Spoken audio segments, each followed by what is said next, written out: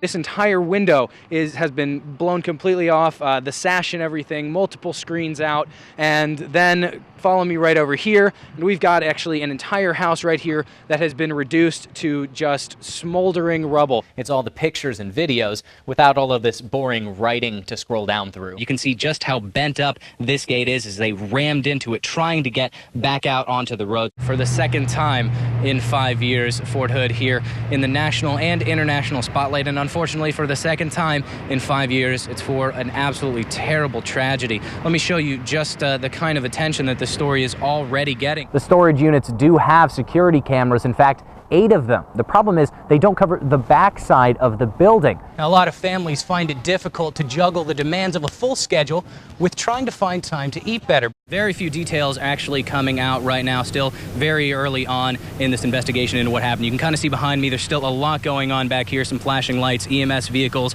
and just a lot of people standing around asking the same kinds of questions we're asking. What exactly happened here? What we do know is that the initial call came in for a man with a gun around just before 5:15, and the city's only full-time police officer, the police chief, did respond to that. I'm joined now by Donnie Adams with the Bell County Sheriff's Department for a little bit more. Quite a bit of damage here in the Hobby Lobby parking lot at Richland and Bosque in Waco. Really, this whole shopping center has seen quite a bit of damage. You can see the power is still out to all of these shops around here. Has been since about 7 when this storm rolled through. Let me show you some of the other interesting damage here. These huge tree limbs, a few of these throughout the parking lot. The interesting thing about this one here is that there isn't a tree nearby. The closest one is probably about 75 feet away, so definitely some very strong winds that came through here. We've walked through the parking lot a little bit further now, up closer to the Hobby Lobby, so we can show you a little bit more of the damage that they're seeing up here. If you look right over here, that used to be a glass door. It's completely blown out. It is now an open window. People inside, workers, are cleaning up right now, trying to get this place back to normal, mopping up some of the water that's been coming down through the roof. Now, like I said, that wind damage blew off significant portions of the roof here at the Hobby Lobby. If you need a little bit more proof, here's some bricks from the building laying right here on the sidewalk. A long line of cars covers both sides of McLaughlin Road. Everybody's doing what they can do. They're not cop cars. Just help each other out. But they, too, responded to the call. I mean, if my daughter was out here or if I was out here, I'd hope that somebody would come out and be trying to help in whatever way. They're volunteers like Dean England and his 2 kids. On horseback and 4-wheelers, they search around Lake Waco for any signs of 24-year-old Brittany Stevenson. The car she was in drove through a barrier and into the water last night. The other person in the car escaped. She told investigators she never saw Stevenson do the same. Now, search crews pulled the car from the lake at around 8 this morning, and that's when the real search started. Now animal and human team up to comb the terrain. It's wet, there's a lot of thorn bushes, there's a lot of trees zigzagging in and out. To look for any sign she made it out of the water. It's a good thing the horses are here because there's a lot of pipe that we have to go over, a lot of stumps that we can go over where otherwise 4-wheelers can't get into. The search crews pack up as the sun sets and Waco police set up barricades. They'll camp here overnight before getting back in the saddle alongside the impromptu search party. As long as we're an asset and as long as we stay warm and are able to help and not hinder, then we'll stay. It may be cold, but the constant rain can't dampen the hope they're keeping alive. In Waco, Chris Davis, KCEN HD News. The pictures are stunning. Front row seat. We got front row seats. The circumstances, devastating. I would hate for it to be in my house. The solution, one of a kind. This is actually a first for me. For Paul Sauer, it went quick. The potential risk of more of the bluff falling in was worth it. You had all the Corps guys out here looking after everybody, doing a great job. A $700,000 luxury home sliding slowly off of a collapsing cliff into Lake Whitney. More than 24 boats turn out to watch as it burns and to snap a few photos. You feel for the family, but it sure is interesting to come out and watch one burn. After nearly 2 hours of delays, Our department is not going to start it until we get boats further out. Smoke starts to trickle out just before noon. Man, nice big house gone to waste, but I'm glad nobody was in the house, you know. Just about half an hour after we first started seeing smoke coming out of the roof, it's pretty well engulfed at this point, and even the debris pile down below it next to the lake is on fire too. I wouldn't be able to watch it. I'd be devastated. Yeah, if it was my own house, I couldn't have watched it. A dream house crumbling into the lake it overlooks. That was kind of a fluke thing, I think. Just wanted to risk living so close to the lake, I guess. The risk of soft limestone bluffs falling away and taking a home with it. Chris Davis, KCEN HD News.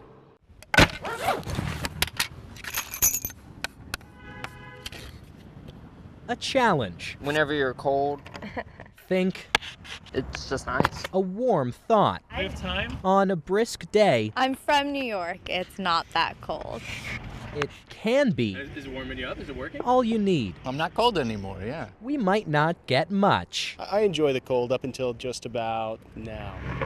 but cold is cold. It always reminds me of fall and winter, sitting by the fire and drinking something that tastes like fall apples. Everyone has his own, Memories and good times and all that, and just happy stuff. or her own, This is my favorite sweater. insulating idea. It just makes me think of hanging out with sheep and some lavender moor and heathers and lots of pretty things and happy things. Physical I got a cappuccino. It's really good.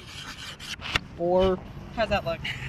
a little more abstract. She drove in from Houston. I drove in from Dallas. Yeah, chilly day.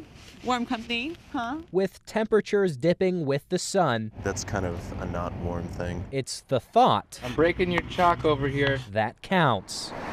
With photojournalist Brian Wendland, If it's gonna be cold, I'd rather it snow. Chris Davis, KCEN HD News.